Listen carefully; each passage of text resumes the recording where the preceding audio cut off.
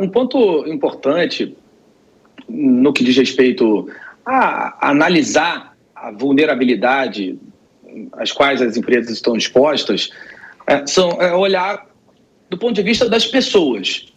E aí, à medida que nós fomos encontrando mais e mais serviços disponibilizados pelos governos, a pandemia quebrou uma série de paradigmas culturais que nos impediam de fazer compras, de consumir no ambiente digital. Nós fomos nos tornando, enquanto pessoas, partes da vulnerabilidade que esses criminosos encontram nas empresas das quais nós fazemos parte.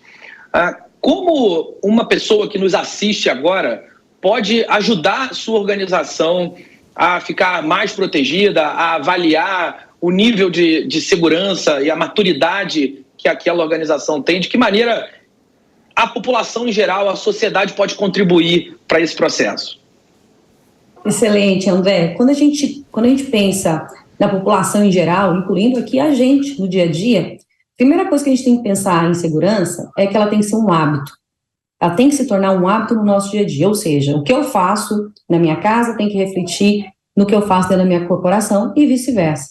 Então, por exemplo, quando a gente fala hoje da utilização dos nossos e-mails pessoais, onde muitas vezes a gente armazena informações que são importantes para a gente, armazena outros dados como fotos, etc. Como é que eu faço para proteger melhor esse ambiente no qual eu tenho as minhas informações pessoais? Aí aqui, gente, a gente tem que pensar em não mais utilizar apenas o usuário e a sua senha, porque isso é frágil.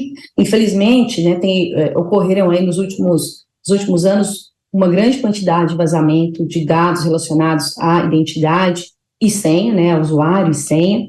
Então, isso está na mão dos atacantes. Os atacantes têm se utilizado disso para entrar dentro das empresas, para ter acesso a dados que são confidenciais e dentre outros.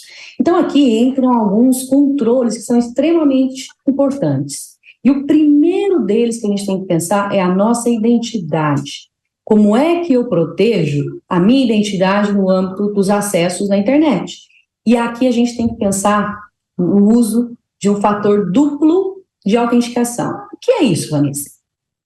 Quando você coloca lá o seu e-mail e a sua senha, a gente está falando que a sua senha é o seu primeiro fator de autenticação. Autenticação, coloquei a minha senha, cliquei no OK, estou dentro do meu espaço, por exemplo, de e-mail.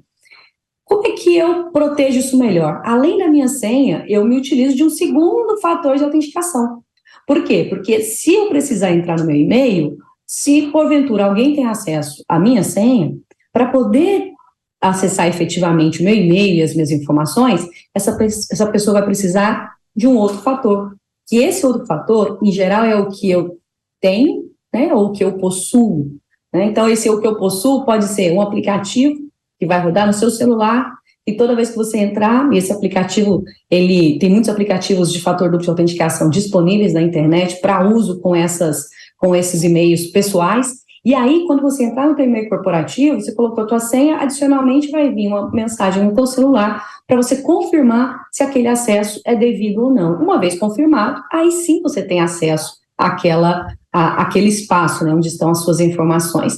E o mesmo no âmbito das empresas. O que a gente tem trabalhado muito com as empresas cada vez mais é como fortalecer as pessoas, que as pessoas têm que ser o elo mais forte dentro da corporação.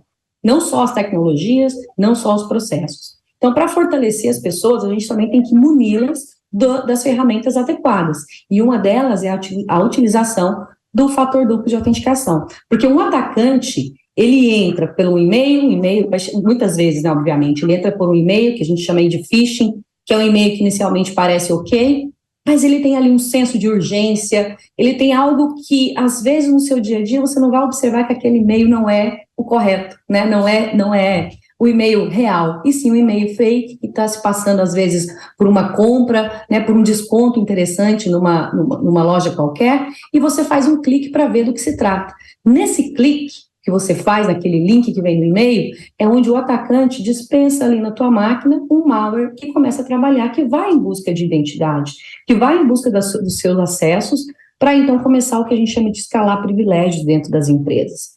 Então, aqui a gente tem que pensar como fortalecer a identidade, não importa se é no âmbito pessoal, se é no âmbito corporativo. Aqui a gente está falando do primeiro, né, uma das primeiras ações para a gente começar a mitigar os ataques que estão cada vez mais sendo potencializados. Então, aqui, André, o primeiro passo é ter uma higiene cibernética. A higiene cibernética é o conceito de você melhorar cada vez mais as configurações básicas do seu dia a dia no acesso à internet. A identidade é uma, a atualização das aplicações do sistema operacional no qual você utiliza é outro ponto extremamente necessário.